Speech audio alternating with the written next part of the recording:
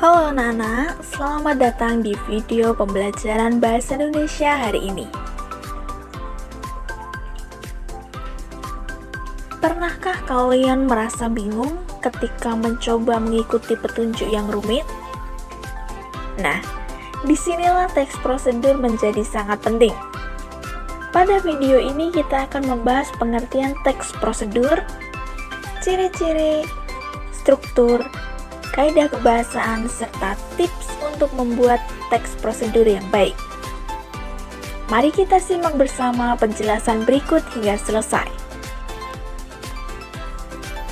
Teks prosedur adalah teks yang berisi petunjuk, panduan, atau instruksi untuk melakukan suatu pekerjaan agar menghasilkan sesuatu dengan tepat.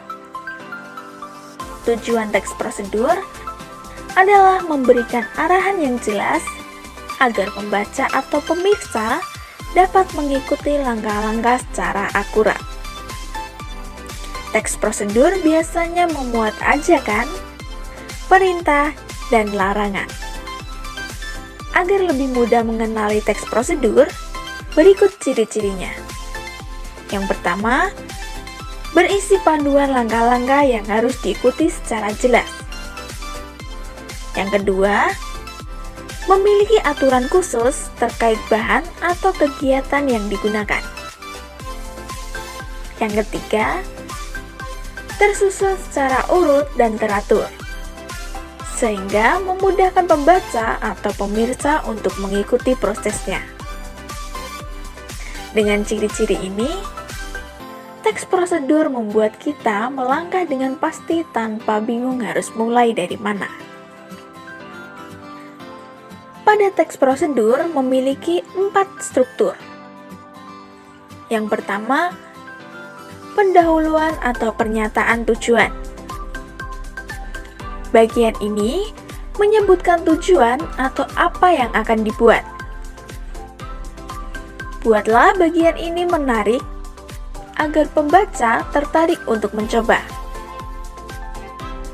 Misalnya, kali ini kita akan membuat puding coklat yang lembut dan nikmat. Ingat, hindari kata-kata negatif seperti proses ini sulit atau butuh waktu yang lama. Struktur yang kedua adalah alat dan bahan.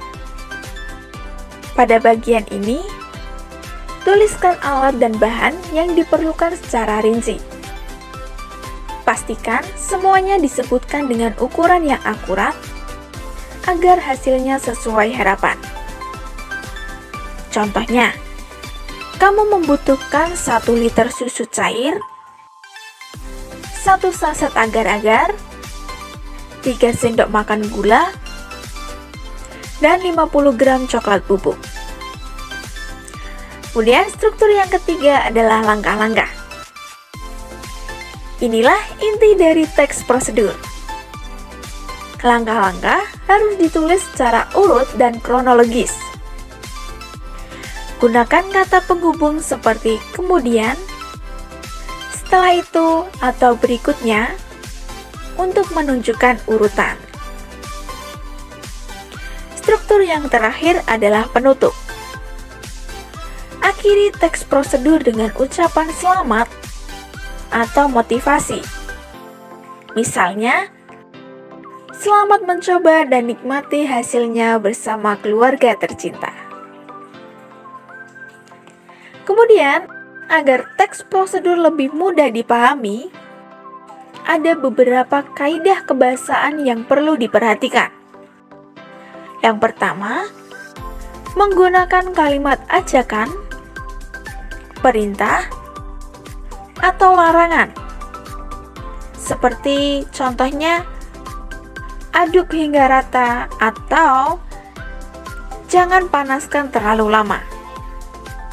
Kaidah yang kedua, menggunakan kata penghubung. Misalnya, lalu, berikutnya, kemudian, dan selanjutnya. Kaidah yang ketiga, menggunakan kata keterangan cara, alat, dan tujuan.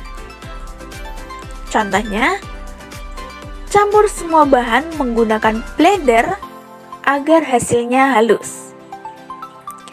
Kaidah yang terakhir yaitu menggunakan ukuran atau jumlah yang akurat, seperti 250 ml air atau 2 sendok makan gula. Dengan memahami kaidah kebahasaan ini, teks prosedur akan lebih efektif dan mudah diikuti. Kemudian, untuk membuat teks prosedur yang baik, ada beberapa tips yang perlu diperhatikan, yaitu yang pertama, pilih topik yang jelas dan sederhana. Misalnya, membuat minuman atau masakan favorit. Yang kedua, gunakan bahasa yang lugas agar mudah dipahami. Hindari istilah yang terlalu teknis. Yang ketiga, perhatikan urutan langkah-langkah. Jangan lupa gunakan kata penghubung untuk mempermudah alur. Yang keempat, pastikan alat dan bahan sudah lengkap. Ini mencegah kesalahan saat proses berlangsung. Dan yang terakhir, sisipkan tips tambahan. Misalnya, jika ingin rasa lebih gurih, tambahkan sedikit gula. Nah, setelah kita mempelajari struktur, ciri-ciri, kaidah kebahasaan hingga tips membuat teks prosedur yang baik, berikut saya berikan contoh sederhana teks prosedur dengan judul Cara membuat jus mangga segar. Tujuannya, membuat jus mangga yang segar dan nikmat. Alat dan bahan: blender, 2 buah mangga matang, 200 ml air dingin, 2 sendok makan gula. Langkah-langkahnya yang pertama, kupas dan potong mangga menjadi beberapa bagian kecil.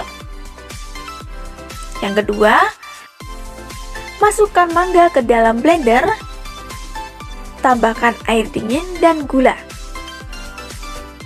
Yang ketiga, blender hingga halus. Yang keempat, tuang jus ke dalam gelas dan sajikan secara dingin.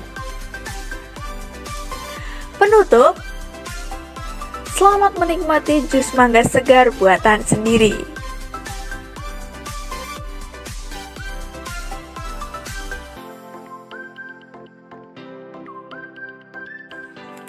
Nah, sekarang saatnya kalian berlatih.